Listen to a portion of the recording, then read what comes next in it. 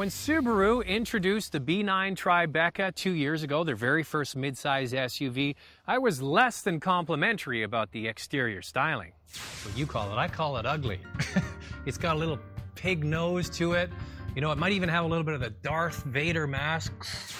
Hey, if you want to watch the whole B9 Tribeca review, go to our website at drivingtelevision.com.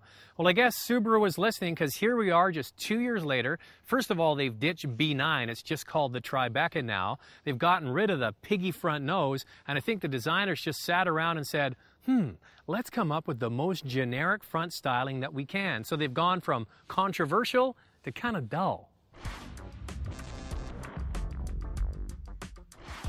You know what? I've had this thing parked in front of my house for the better part of a week, and I still can't put my finger on what it looks like. My wife asked if it was a new Saturn. Nope.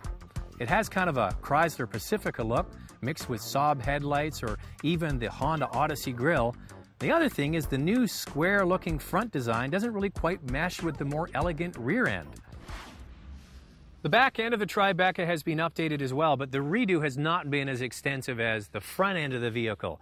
The taillights are a little bit meatier, the fenders are a little bit chunkier, but you know what? That's the one thing I liked about the old B9 Tribeca was the back end. It really had an elegant look to it. This one still looks good, and I still think it's the best angle on the vehicle. Here's some good news. I like the 18-inch wheels on this vehicle. By the way, comes standard through the whole model line.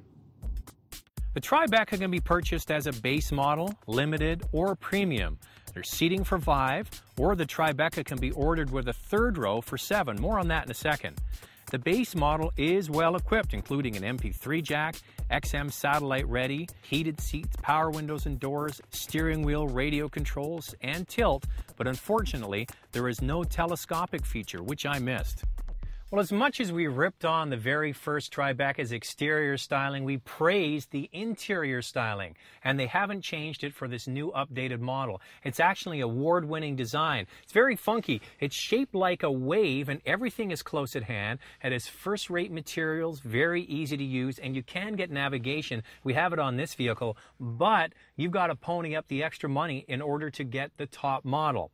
Now, the one thing I'm not crazy about the Tribeca, the seats are kind of hard. Not only for the front seats, the second row of seats, and the poor schmuck that has to sit in the little seats in the back. The 7-passenger configuration is only available on the top model, which is a limiting move due to the higher price. The second row of seats are on sliders for access to the back, but even at their farthest back position, the legroom is limited. Flip the seat back forward, then roll the seat forward, and the opening to the third row is small. Plus, the rear seats are best for the smallest members of your family. You know what? Maybe on second thought, the 5-passenger model is the way to go. Well, there's some good news with the Tribeca. They've upped the size of the engine. Under the hood now is a 3.6-liter boxer-style engine, and it uses regular gasoline and has a similar fuel rating to the older, smaller engine. Nice work. Power is up. The new 3.6-liter puts out 256 horsepower. That's up from 245. And the most noticeable improvement is the added torque, up from 215 to 247 pound-feet of torque. The transmission is a 5-speed with grade logic for better gear selection on hills. The power is split 45% to the front wheels and 55% to the rear under normal driving conditions, giving the driver optimum dynamics. But when the sensors on the car detect the vehicle requires better traction, the torque is split evenly front to back. The Tribeca really is quite smooth and quiet, especially when you get it out on the highway. The interior doesn't have a lot of wind or road noise, and you can barely feel the engine running at idle. The suspension is tuned more for comfort than spirited driving, but for the average driver in the target market of this vehicle, it's just right. The improved power in this vehicle definitely is welcome. You really do notice it when you're driving on the highway. The extra torque is great for passing power, and it's very smooth and quiet. The other thing Subaru needs to address is making the navigation system available on all models, and also giving you backup sensors if they're not going to give you the backup camera unless you buy the top model. That really does limit the market for this vehicle.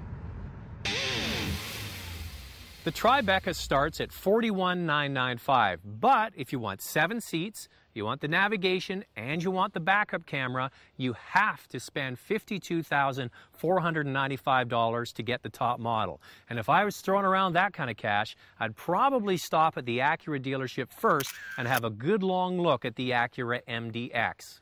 Subaru at least has admitted that they had to make a change. They've changed and updated the exterior styling, they've given us more power, and they continue to provide quality products. We'll find out if this second generation Tribeca is any more popular than the first.